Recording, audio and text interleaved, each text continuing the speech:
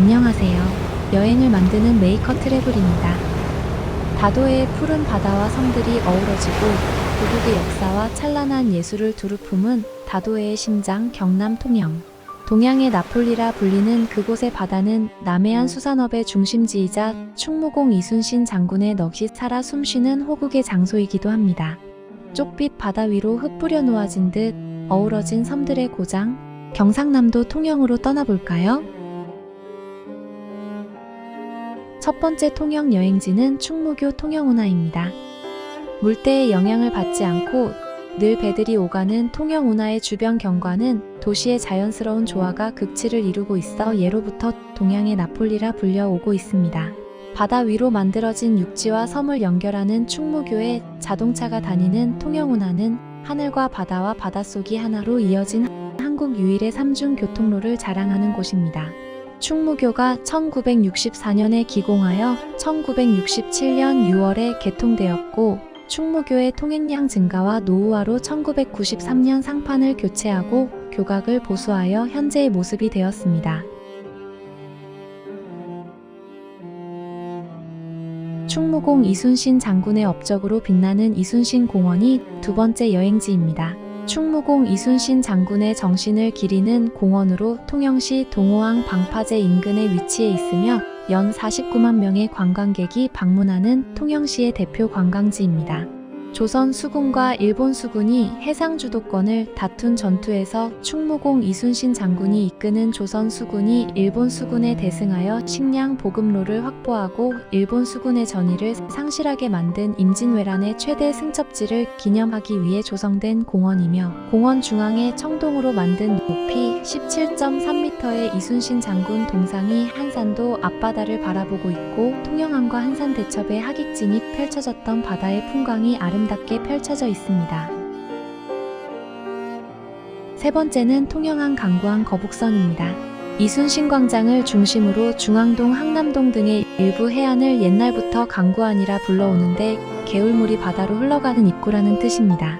한때 남해안 항로의 거점항구였던 옛날의 강구를 지금은 통영항이라 부릅니다. 강구안은 조선시대에는 수군의 병선이, 근대에는 부산과 여수를 오가는 여객선이 탔던 관문이며 그 풍경이 참 아름답습니다. 통영항 강구에는 전라좌수형 거북선, 판옥선의 내부 관람을 할 수 있으며 한강 거북선, 통제형 거북선도 떠 있습니다. 그중 전라좌수형 거북선과 판옥선 두 곳만 들어가 볼 수 있습니다. 한산도 대첩의 승전을 기리는 한산대첩 광장이 네 번째 여행지입니다. 임진왜란의 숨결이 고스란히 배어있는 곳 가운데 하나가 바로 경상남도 통영시 한산도입니다. 한산도 앞바다에서 임진왜란 당시 가장 유명한 싸움인 한산도 대첩이 일어났고 위기에 빠진 나라를 구한 이순신 장군의 한산도 대첩 승리를 기리기 위해 조성된 광장입니다. 임진왜란 당시 전투 장면을 판옥선 위에 재구성한 수군 군상 조형물은 혼신을 다하여 사투를 벌인 수군들의 피와 땀을 기리고 있습니다. 광장 바닥에 새겨진 글자를 따라가다 보면 한산대첩의 승리 전략 중 하나인 하객진 전법을 이해할 수 있습니다. 산책하는 기분으로 천천히 걸어 올라가면 좋을 북포루를 다섯 번째 여행지로 추천드립니다. 여항산 정상부에 위치한 북포루는 조선시대에 축조되어 지금은 흔적이 거의 사라진 통영성의 일부이며 1993년 원래 자리에 다시 복원되었습니다. 북피랑이라고 불리기도 하며 사방이 탁 트여 일출과 일몰 명소로도 통영 시민들에게 잘 알려져 있습니다. 통영의 아름다운 경치를 한눈에 담을 수 있는 북포루. 이곳에서 경치를 가만히 구경하다 보면 다른 시간대에는 어떤 풍광을 자랑할지 기대감에 빠지게 됩니다. 이곳에서는 강구안, 미륵도와 통영항을 비롯한 통영시 시내를 모두 조망할 수 있으며 북포루로 가는 등산로는 여러 가지인데 버분함에서 시작하는 코스가 트레킹에 적합합니다. 또한 북신성당이나 멍게수협에서 출발해도 난이도가 높지 않아 가볍게 산책하기에 적합합니다. 북포루까지의 도보 소요 시간은 약 30분 정도입니다. 벽화마을로 잘 알려진 동피랑이 여섯 번째 여행지입니다.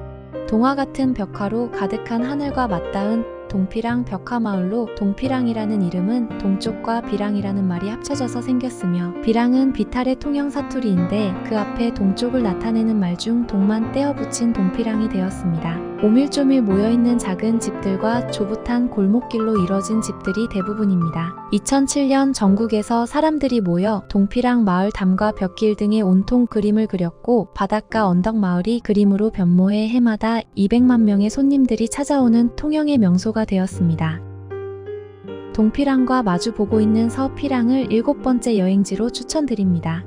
벽화마을로 유명한 동피랑과 마주 보고 있는 서피랑. 서피랑을 걷다 보면 윤희상과 함께 학교 가는 길, 서피랑 문학동네, 99계단과 음악정원, 피아노 계단 등 서피랑의 숨은 보물길을 만날 수 있습니다. 서피랑 정상에 위치한 서포루에서는 통제역과 통영의 중심 항인 강구안, 맞은편 동피랑 등이 한눈에 들어오는 비경을 자랑합니다. 서피랑 99계단은 벽화와 주민들이 직접 제작한 크고 작은 예술작이 있으며 첫 계단부터 끝까지 1부터 99번의 숫자가 계단마다 한 켠의 작품으로 그려져 있습니다. 마지막 8번째 여행지는 통영을 대표하는 여행지 통영 케이블카와 미륵산입니다. 2008년에 개통된 한려수도 조망 케이블카는 국내 일반 관광객용 케이블카 중 1975m로 최장 거리를 자랑합니다. 통영의 시가지와 한려수도를 한눈에 조망하려면 해발 461m의 미륵산 8부 능선까지 운행하는 한려수도 조망 케이블카를 타는 게 최고의 선택입니다. 한려수도가 내려다 보이는 통영 최고의 조망 케이블카. 시원한 통창으로 아름다운 한려수도의 경치를 감상하다 보면 이동시간 10여 분이 찰나처럼 느껴집니다. 케이블카가 없을 땐 미륵산 정상으로 가려면 울창한 편백숲의 절집 미래사에서 가파른 산길을 30분쯤 올라야 했지만 케이블카를 편도만 끊어 미륵산 정상을 둘러보고 내려가는 길은 등산로를 따라 내려가는 것도 좋습니다. 미륵산 상부역사에 도착해서 나무데크를 따라 5분쯤 올라가면 탁 트인 시야를 자랑하는 전망대를 만날 수 있습니다. 파노라마로 펼쳐지는 한려수도의 절경을 천천히 둘러봐도 좋고 꼼꼼하게 망원경으로 살펴도 좋겠습니다. 항림도와 비진도, 연대도, 욕지도 등 이름을 다 헤아릴 수 없을 만큼 수많은 섬들이 푸른 바다 위에 떠 있고 맑은 날에는 멀리 대마도까지 보입니다. 통영 여행은 오전 일찍부터 시작하면 해질 때까지 하루면 여유 있게 둘러볼 수 있는 코스입니다. 바다 전망과 함께 천천히 둘러보시고 힐링하세요. 이상 여행을 만드는 메이커 트래블이었습니다. 시청해주셔서 감사합니다. 구독과 좋아요 꼭 부탁드립니다.